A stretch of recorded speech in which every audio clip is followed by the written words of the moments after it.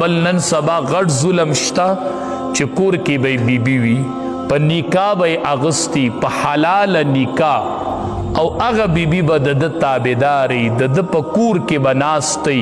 دله بچی روټۍ او د نظم انتظام به برابري او دې په کلونو باندې د هغې سره خواږه خبره نه کوي او هغې ته کنزل کوي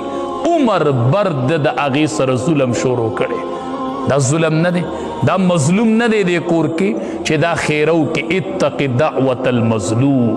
د دې نه بل غټ ظلم شته دا کله شل کالی کله 10 کالی د چا سره د بیبیانو شل کلونه وشول د چا سره 10 کلونه وشول چې 10 کاله اغستا په کور کې ناسته ده او ته خوږه خبره نه کوې خوږه خبره ورسره نه کوې او ظلم ورسره شروع دی او معلقه دې ساتلې ده او تنګه دې په کور کې راوستې ده نو هغه چې شپه شي او ماښام شي نو یو لاس اوچت کړي ډېر خلق نن سبا چې مشکل کې نښتې دی خاوندان د هغې غټه وجه دا ده چې د هغې په خلاف ښځو لاسونه اوچت کړي دی وایي دا خو زما څه مور نه ده چې ما ته خیرې کړي چې قبولي وشي دا خو مې مور نه ده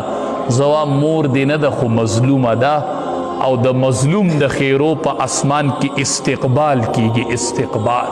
الله به د دې تپوس کوي نو نبی علیه السلام چې به حاکم مقررو مشر به مقررو ورته به وي اتق دعوت المظلوم د مظلوم د خیرو نه به ځان ساتې چا سره به ظلم نه کوي چا سره به زیاتې نه کوي نو څومره خلق چې زمونږ ماتح وي که هغه بیبیانې دي که هغه نوکران دي که هغه شاګردان دي که هره کې زمونږ د حکم د لاندې وي پکار ده چې د هغې سره ښه روابط کوو ډېر کرته دا مشران نه خبر او هغې پسې شاته په رعیت کې خیري شوروي خیري کوي نو د سمه ورانه لګي او ده ته پته نه چې دا څه وجه ده دا کور کې مظلومانو لاسونه اوچت کړي 20 کاله چې یو بنده د ښځې سره زیاتې وکړي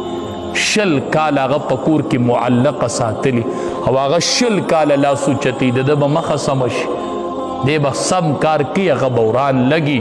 نو دا د الله مخلوق دی دا الله زمونږ په الله د نکاح د وجې نه دا مونږ ته داسې تابعداري کړي دي او حدیث مبارک کې راځي رب العالمین وایي د خاوند نه به د ښځې متعلق حساب په قیامت کې زه پخپله علم پخپله دا حساب به الله پخپله کوي د ښځې او د خاوند متعلق نن مونږ په دې کې څومره بېغوري کوو مونږ خو وایو چې بس په نکاح مې واغسته نو دا مزدور هم ده دار سر صدا باس د دې به یوه خبره هم نه منظوریږي دا زما ښځه ده او زه یې خاون یم خبره ختمه ټیک ته چې ته یې خاون یې خو دا د الله یو بنده هم دی په دې نیت هم ګوره چې دا یو د الله بنده دی ستا به هم یوه خور د چا په کور کې واده ستا به هم یوه لور د چا په کور کې واده نو که د هغې سره داسې ظلم کیږي ته به خوشحاله نو هلته مور او پلار ټوله محله د دې د لاسه ټول کلي بګړاویږي رب العالمین دې موږ له د عمل کولو توفیق را